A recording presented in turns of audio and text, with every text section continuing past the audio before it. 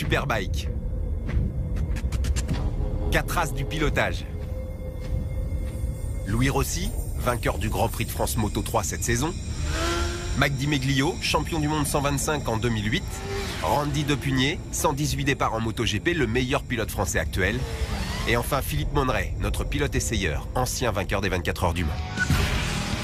Entre les motos japonaises qui trustent les victoires en compétition et les européennes qui font un retour en force, quelle est la machine la plus rapide?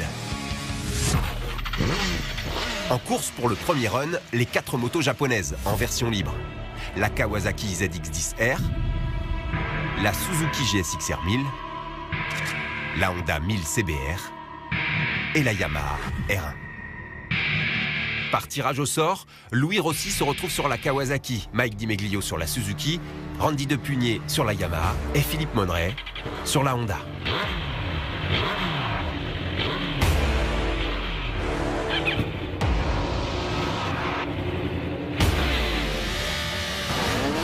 Philippe Monneray anticipe le départ. Randy Depugné reste un peu scotché sur la ligne.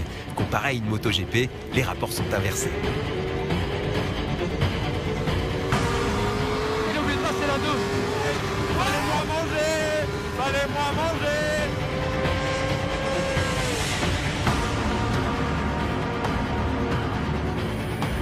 Réglementation oblige, le compteur est bloqué à 299. Mais la Kawasaki avec Louis Rossi à son guidon atteint les 300 km/h et l'emporte assez nettement devant Mike Di Meglio sur la Suzuki. Honda et Yamaha sont en retrait.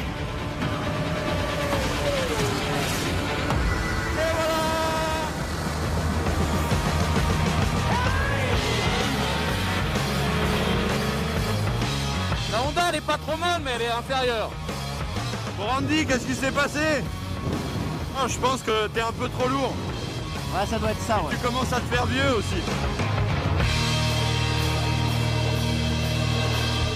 Bon, Randy, ce départ moyen quand même, hein, avec la gamme. Vous êtes tous partis, vous m'avez laissé sur place. J'ai raté une vitesse, donc bah, vous êtes tous partis. Bon, après...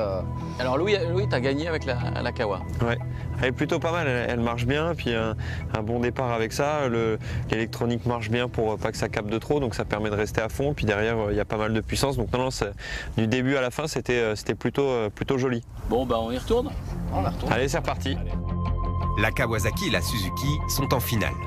La R1 et la CBR vont-elles devoir affronter en repêchage la BMW 1000RR et la Ducati 1199 Panigale, les deux européennes? De conception beaucoup plus récente, elles sont supposées être plus performantes. Est-ce que cela se vérifie en piste? À voir maintenant.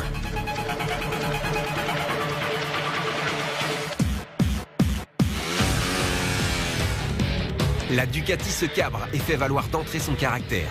Plus docile, la Yamaha cette fois attaque fort, mais Randy Depugné avec la 1000RR va très vite mettre tout le monde d'accord.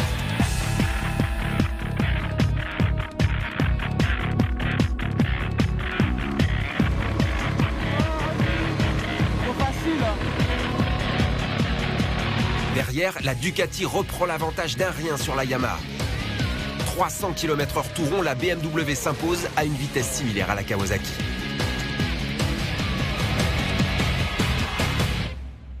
Vous avez vu ce que c'était un pilote MotoGP là? Hein, vous avez compris? Ouais, ça, fais pas le malin. La BMW est en finale. La Ducati est également qualifiée, définitivement éliminée la Yamaha et la Honda, moins puissantes. Place au tirage au sort pour l'attribution des guidons en finale. Eh ben regarde, un bicylindre, toujours comme moi. Voilà, fais gaffe, parce que sur les départs, ça lève un peu. 2-3, c'est Bon, compliqué. Bah écoute, je vais essayer d'avoir les bras. Mike, et vous, quelle moto vous aurez? On va voir ça. Kawasaki. Louis, c'est à vous de tirer au sort la machine pour la finale. La Suzuki. 2000 GSX-R. La BM. Donc plutôt une bonne affaire. Ouais, je pense qu'avec Mike, ça va être serré, on verra. Moi, je peux faire un bon départ avec la Suzuki. Ouais, mais le but, c'est d'arriver premier au bout. Et la Ducati, vous y croyez pas? Bah, t'es un peu vieux, Philippe, donc on sait pas, faut voir.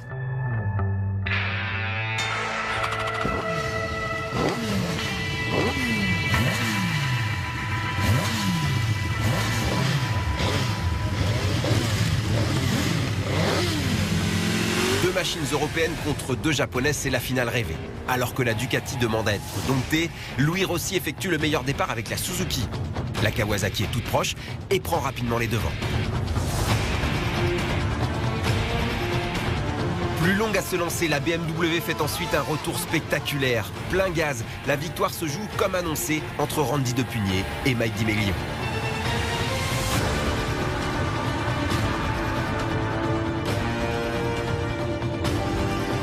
Jusqu'à la ligne, la ZX10R chronométrée à 301 km/h résiste et s'impose d'une roue.